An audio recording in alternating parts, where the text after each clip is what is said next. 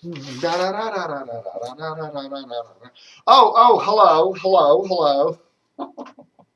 I'm rather warm this morning. Take off that jacket. How you doing, Dave TV? Dave TV, are we in focus? Chuck the focus. Focus. Focus. Hocus pocus focus. Man. Okay, breaking news. We interrupt this program for breaking news. Starting in 2014, the Washington Post will be delivered via drone. Hundreds and thousands of drones will be launched from the new Washington Post headquarters in Herndon. That's right, that's more breaking news. The Washington Post will be moving to Herndon, Virginia, since the Graham Holdings Company has sold their headquarters building in downtown Washington out from under them. So they're forced to move. They'll be moving to Herndon at the Worldgate complex there at Herndon, in South Herndon there, right near Dulles Airport. And they'll be moving there, and then over at Dulles Airport there, they'll have a drone base, and they'll have hundreds and thousands of little drone aircraft that'll be each one carrying a batch of Washington Posts, and they'll fly through the metro area, and they'll drop the paper from a height of 100 feet and land at doorsteps and whatever. That's going to be tough to deliver in apartment buildings, I guess, via drone. The drones will have some sort of lateral mechanism that will thrust the papers onto the balconies of apartment buildings. I mean, is this stupid? Is this just dumb? I mean, I'm reading this today in the Amazon Post, the Bezos Post, all about Amazon's drone delivery. Big article here. Of course, Jeff Bezos owns the Washington Post. I mean, it's just dumb. It's a publicity stunt to get a lot of, it's as people said, somebody said the other day, it's just a publicity thing. It's almost a joke, and yet the media is falling for it like it's real. Like they're really going to deliver. They're really going to deliver Amazon packages with a drone. I mean, come on. Drones are going to be crashing into people and hitting trees and power lines and injuring people with dropping packages. It is absolutely absurd. And even the Washington Post falls for its own. This paper, I'm sorry to say, it gets dippier and dippier by the day. Just a funny, odd, dippy paper. The Washington Post, we're odd. And then, okay, this is awful. Why don't they just, first off, get rid of the style section? It serves no purpose anymore. It's a waste of paper. Okay, look at this headline. Pianist expertly navigates widely varied program. Oh, I really want to read that. God, just get rid of it. Just get rid of that stupid style section. It's useless. Save the newsprint. Just save the newsprint. So how y'all doing, everybody? It's Dave TV for the 3rd of December, 2013. And tomorrow night, they'll be saying goodbye to Jim Farley. Jim Farley is the vice president of programming for WTOP Radio. He's been there for 17 years. And they're having a big shindig there at the Newseum, a dinner celebrating the career and legacy of Mr. Farley. And I have to say, first off, I'm a recluse. I don't. Some say I have agoraphobia. I don't know. I'm one of these recluse type people. I just like being in my little cave. I'm actually quite social, but in my own little ways, But anyhow, I've never met Jim Farley. Honestly, never been running DCRTV for 13 years, 14, 16 years. How many years have I run this damn site? Never met him, but emails me all the time. We're constant communication. Nice guy. And I have to say, of all the people in the Washington radio community, management types, okay? I'm not talking about all you little serfs that work at radio stations and feed me stuff, which I do appreciate. But all the management types, top guys, I have to say 2 people I think stand out more than anybody else. Jim Farley and Michael Hughes.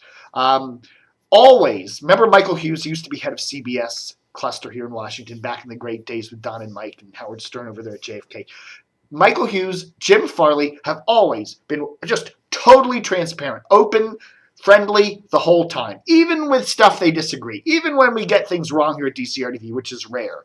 always, they keep the line of communication open, friendly, genuinely a nice relationship, and those, I have to say, they stand out. I'm not saying some of you other radio guys haven't been open to me, but the two that stand out to me over the years, over these past 16 years, Michael Hughes and Jim Farley, just genuinely nice guys.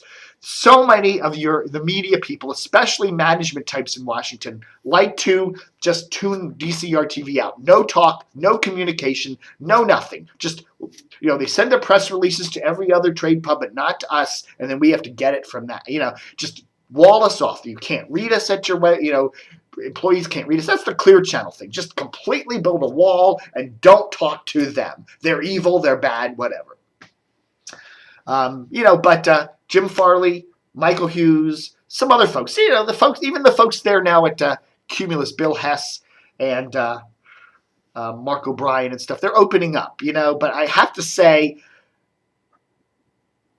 that Jim Farley is one of the nicest guys I've ever known. He's a friendly guy. He's always open, complete, and he lets WTOPers post on the mailbag and stuff, and he allows that interchange of information, and I have to hand it to him. He's just, the way that they've run that cluster over there, it's just a totally open, friendly kind of thing. And, WTOP gets bashed. I mean, we get, any station that gets listened to, I think, gets bashed, and they roll with the flow. They say, okay, yeah, they realize that. It's, we're open to the criticism. And I think I have to hand it to Jim as being a really top-notch guy, apart from all of the magnificent things he's done here at DC Radio with, come on, TOP, top of the ratings, almost, not every, but almost every ratings book, or at least one of the top stations, the top revenue station in Washington for years and years and years, including the top national ad revenue station in the whole friggin' country. I mean, that's amazing, considering Washington is the 8th largest market, and TOP beats stations in LA and New York and Chicago, much bigger markets. It's amazing. And it has to do, I guess, with that whole federal government spending and stuff and all that stuff. But still, it's an amazing feat. And Jim Farley retiring at the end of the year. He'll be a consultant for TOP for 2 more years, so he can't go over to WNEW, which I thought would have been cool. Maybe you can find a loophole in the contract. Aha! Mr. Oxley, you didn't dot this I. I have an out here. I'm going over to run WNEW. I would love that. That would be just wild and crazy. But tip of the camo cap to Mr. Jim Farley. 17 years with WTOP, and he will be missed. At least from me, anyway. I don't know. I think the folks even over there at WNEW will miss him, but they're kind of quietly going, okay, now's the chance. We're finally gone. Now we're going to become the resurrection of WNEW. Yeah, right. We'll see. Clear Channel apparently is in a hell of a lot of debt.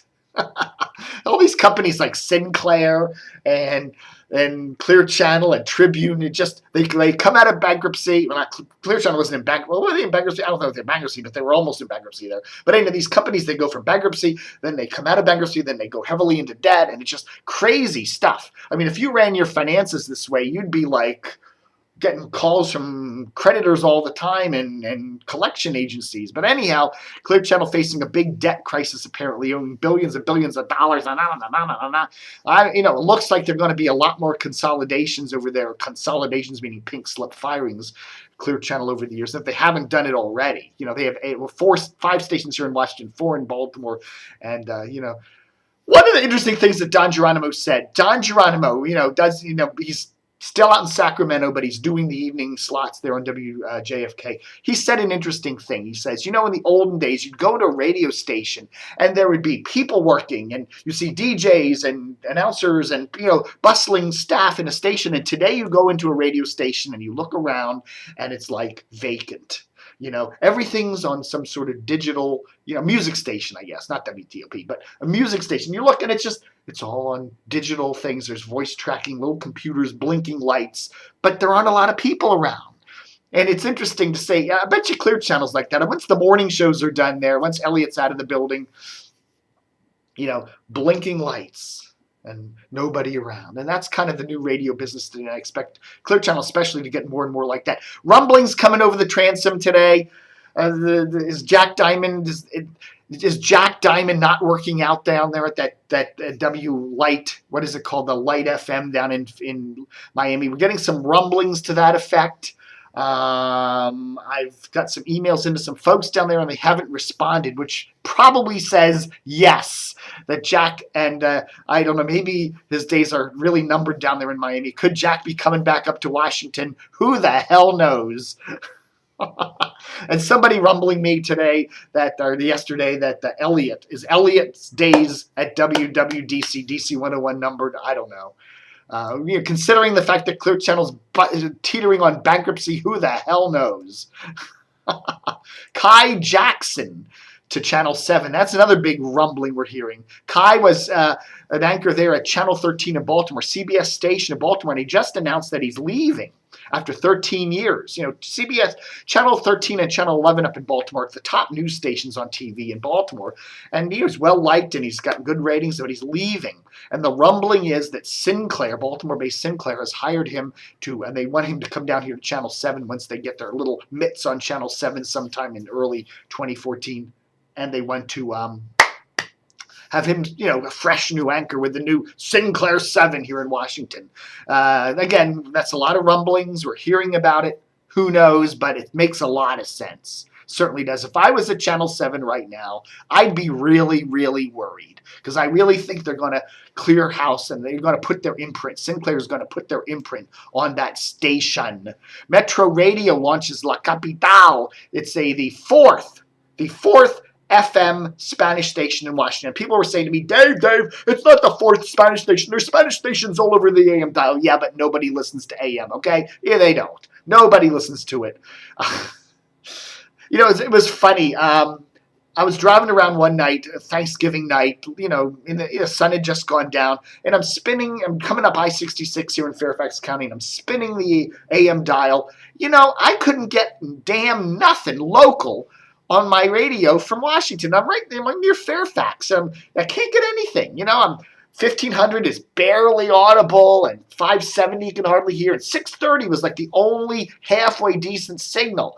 And I'm in the middle of Fairfax County, and this is AM radio at night in Fairfax, in Washington. It's terrible. It's just, they ought to just shut it all down. Nobody listens to it anymore. It ought to just go away, But anyhow, 4 FM stations in Northern Virginia, in the Washington area, that are doing Spanish programming now. You've got, of course, El Zol on 107.7, which is a strong signal, but it's way over there in Anne Arundel County.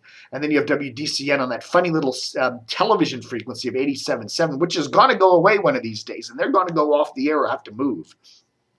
And then you've got WKDV, a little Mexican station on 106.3 out of Manassas. And, of course, their sister station, Metro Radio, is now started up La Capital on 102.9 and AM 730. So that'll be interesting to see how that affects the ratings. I expect El Zol, more of a headache for El Zol. It's just going to be more of a headache until CBS finally realizes we need to put El Zol on 106.7 or something, whatever. I don't know. Okay, folks, that's Dave TV for this Tuesday, December 3rd. Again, tip of the camel cap to Jim Farley, a truly nice guy in the media. There you go. And that'll do it for me. Book 'em, dare no.